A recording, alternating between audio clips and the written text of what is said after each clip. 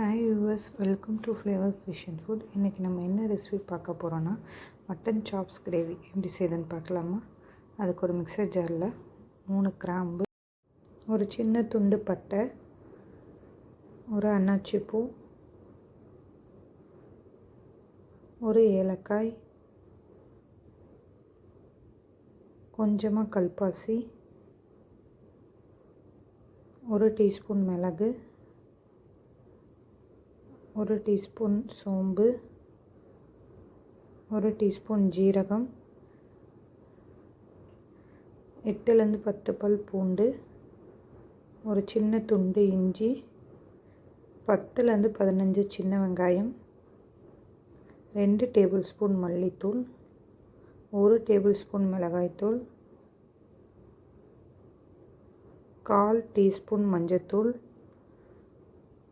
மட்டனுக்கு தேவையான உப்பு சேர்த்துட்டு கொஞ்சமாக தண்ணி ஊற்றி மிக்சியில் அரைச்சி எடுத்துக்கலாம். அரைச்ச மசாலாவை 1/2 கிலோ மட்டனோடு சேர்த்துக்கலாம். அதோட பச்சை மிளகா 3 பச்சை மிளகா, கொஞ்சமாக கருவேப்பிலை, 2 டேபிள் ஸ்பூன் தயிர் சேர்த்துக்கலாம். இது எல்லாம் சேர்த்து நல்லா மிக்ஸ் பண்ணிக்கலாம். மிக்ஸ் பண்ணிவிட்டு 1/2 ஹவர்லேருந்து 1 ஹவர் நல்லா ஊறணும். மேக்னேட் பண்ணதுக்கப்புறமா ஃப்ரிட்ஜில் 1 ஹவர் வச்சு எடுத்துக்கலாம்.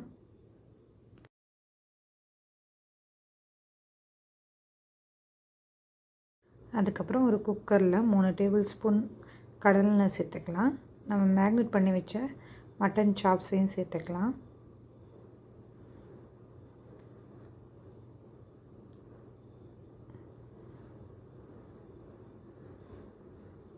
சேர்த்துட்டு நல்லா மிக்ஸ் பண்ணி கொடுக்கலாம்.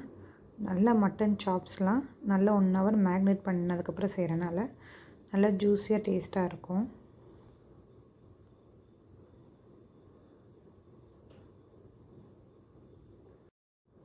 இப்போ கிரேவிக்கு தேவையான அளவு தண்ணி ஊற்றிக்கலாம்.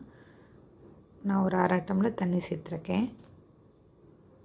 சேர்த்துட்டு நல்லா மிக்ஸ் பண்ணி கொடுக்கலாம்.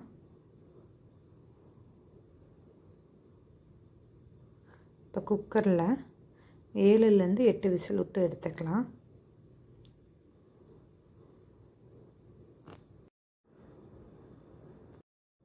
மட்டன் நல்லா வெந்து விசில் அடங்கிடுச்சு. இப்போ ஓப்பன் பண்ணி பார்க்கலாம்.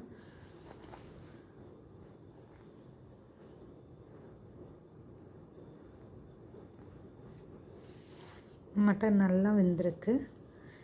இப்போ நம்ம தாளிப்பு ரெடி பண்ணிக்கலாம். அதுக்கு ஒரு கடாயில் 2 டேபிள் ஸ்பூன் கடலெண்ணெய், 2 வரமிளகா, 8லேருந்து 10 சின்ன வெங்காயம் முழுசாக சேர்த்துக்கலாம். அப்போ தான் டேஸ்ட் நல்லாயிருக்கும். ஒரு கொத்து கருவேப்பிலை, நல்லா சின்ன வெங்காயம் வதங்கினதுக்கப்புறமா மட்டன் சாப்ஸை இதோடு சேர்த்துக்கலாம். மட்டன் சாப்ஸை சேர்த்ததுக்கப்புறமா மீடியம் ஃப்ளேமில் 10 மினிட்ஸ் குக் பண்ணிவிட்டு ஸ்டவ் ஆஃப் பண்ணிக்கலாம். இந்த வீடியோ உங்களுக்கு பிடிச்சிருந்தா வீடியோக்கு ஒரு லைக் கொடுங்க. சேனலை சப்ஸ்கிரைப் பண்ணாமல் இருந்தீங்கன்னா சப்ஸ்கிரைப் பண்ணிக்கோங்க. தேங்க்ஸ் ஃபார் வாட்சிங்.